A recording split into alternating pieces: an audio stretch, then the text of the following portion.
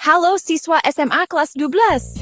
Selamat datang di video pembelajaran tentang argumentative text. Pada kesempatan kali ini, kita akan membahas tentang apa itu argumentative text, bagaimana struktur dan ciri kebahasaan yang digunakan, serta contoh singkat untuk memahami konsep ini lebih baik.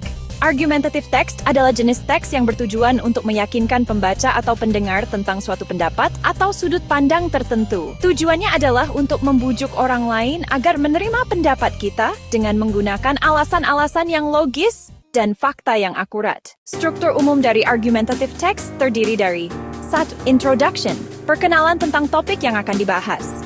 2. Arguments, alasan-alasan yang mendukung pendapat kita.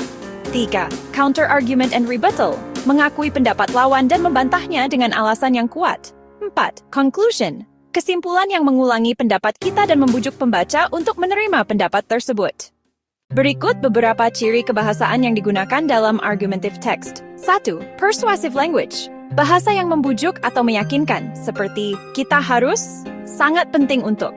Contoh, kita harus mengurangi penggunaan plastik sekali pakai untuk melindungi lingkungan. 2. Logical appeals, alasan logis, data, fakta yang mendukung pendapat kita.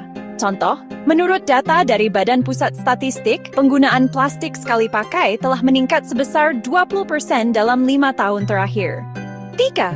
Emotional appeals, bahasa yang menyentuh emosi seperti bayangkan jika, sangat menyedihkan. Contoh, bayangkan jika anak-anak kita tumbuh di lingkungan yang penuh dengan sampah plastik. 4. Ethical appeals, etika dan kredibilitas yang digunakan untuk membujuk pembaca. Contoh, sebagai warga negara yang bertanggung jawab, kita harus mengambil tindakan untuk mengurangi penggunaan plastik.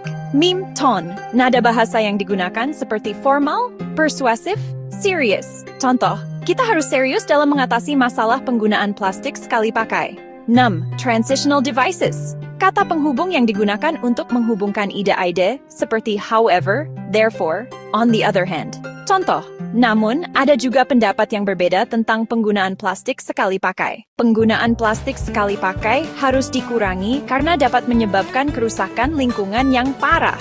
Menurut data dari Badan Pusat Statistik, penggunaan plastik sekali pakai telah meningkat sebesar 20% dalam 5 tahun terakhir. Bayangkan jika anak-anak kita tumbuh di lingkungan yang penuh dengan sampah plastik. Oleh karena itu, kita harus mengambil tindakan untuk mengurangi penggunaan plastik sekali pakai dan beralih ke alternatif yang lebih ramah lingkungan. Itulah penjelasan tentang argumentative text, struktur, dan ciri kebahasaan yang digunakan. Dengan memahami konsep ini, kita dapat membuat teks yang persuasif dan meyakinkan untuk membujuk orang lain tentang suatu pendapat atau sudut pandang tertentu. Terima kasih telah menonton video ini, dan semoga bermanfaat bagi kalian.